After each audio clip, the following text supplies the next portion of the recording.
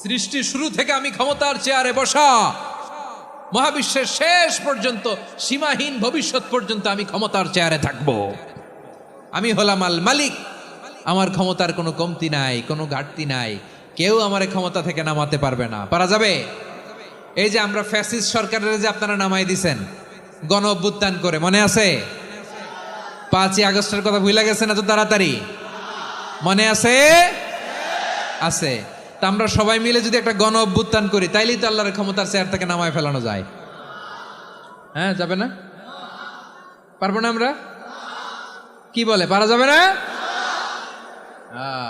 আচ্ছা, আমরা না হয় পারলাম না, জিন জাতি যদি আমাদের সাথে জয়েন করে, ম্যানকাইন্ডের সাথে জিনকাইন্ড, ইফ দে জয়েন আস, সবাই মিলে একটা গণ অভ্যুত্থান, রেভলিউশন, ডেমনস্ট্রেশন, প্রোটেস্ট, সবাই মিলে যদি একটা অভ্যুত্থান করি, তাইলেই তো আল্লাহর ক্ষমতা শেষ।